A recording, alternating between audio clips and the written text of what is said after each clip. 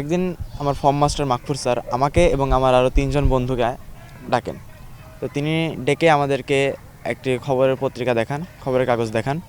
সেখানে মূলত ice breaker of knowledge প্রতিযোগিতার একটি খবর ছাপা হয়েছিল এবং সেখান থেকে মূলত আমরা প্রতিযোগিতা সম্পর্কে জানতে পারি। যদি বাংলাদেশের কেউ এই ইভেন্টে যেতে চাই তাহলে আমি তাকে বলবো ভালো মতো প্রিপারেশন নিতে, এবং সে যদি ভালো মতো প্রিপারেশন নিয়ে প্রথম রাউন্ডটা ভালো মতো পার করতে পারে তাহলে দ্বিতীয় রাউন্ডটা আশা করতেছি সে এমনিতেই ভালো করবে, এবং তৃতীয় রাউন্ডে বেশি কারুকার্য করার দরকার নাই, শুধুমাত্র মোটামুটি আকারে একটি ভিডিও বানালেই হবে। আমি বলতে চাই যে এখন যে আমি কথা বলতেছি, আমার কথা বলার পোস্টার সম্পর্কেও সেখানে অনেক কিছু শিখিয়েছে আমাকে।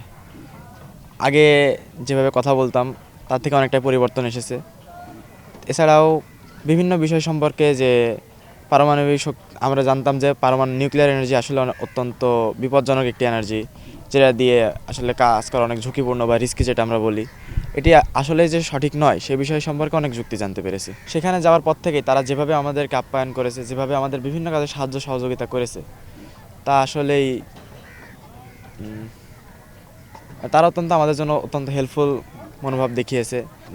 যেহেতু আমরা নেটওয়ার্কের বাইরে থাকছিলাম বেশিরভাগ সময়, সুতরাং সেখানে ওয়াইফাই পাওয়া যাচ্ছিল না। তো আমাদের রাশিয়ার একটা সিম কার্ডের অত্যন্ত দরকার ছিল, এবং রাশিয়াতে গেলে দেখা যায় সেখানে বেশিরভাগ মানুষই ইংলিশ বলতে পারে না খুব একটা।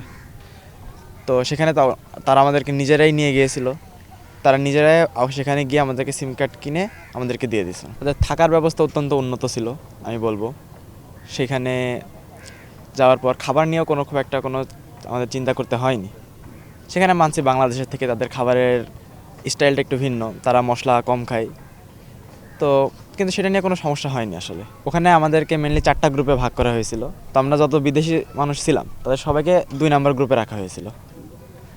তো এখানে বিভিন্ন যে সাংস্কৃতিক অনুষ্ঠানের ব্যবস্থা করা হয়েছিল তা অধিকাংশ রাতে হতো, এবং বেশিরভাগ টাইমে দেখা যেত যে কাকে কোনো একা পারফরমেন্স করা লাগছে না, 3 জন 4 জন অথবা পুরো গ্রুপের 20 জন মিলে কোনো পারফরমেন্স করতেছে। তো সেখানে আমি পারফরমেন্স করেছি, গান গেয়েছি, নেচেছি, এবং আল্লাহর রহমতে ডান্স কম্পিটিশনে আমাদের 2 নম্বর গ্রুপ ফার্স্ট হয়েছিল। খাবারের আয়োজন ছিল সবসময়, লাইব্রেরি যে রুমটা ছিল সেই রুমে সবসময় আমাদের জন্য হালকা পাতলা স্ন্যাক্সের ব্যবস্থা থাকতো। যখনই আমরা যাই তখনই দেখতাম কিছু বিস্কুট, কিছু কেক রাখা আছে, বিভিন্ন ধরনের জুস থাকতো, এবং কফি সবসময় থাকতো।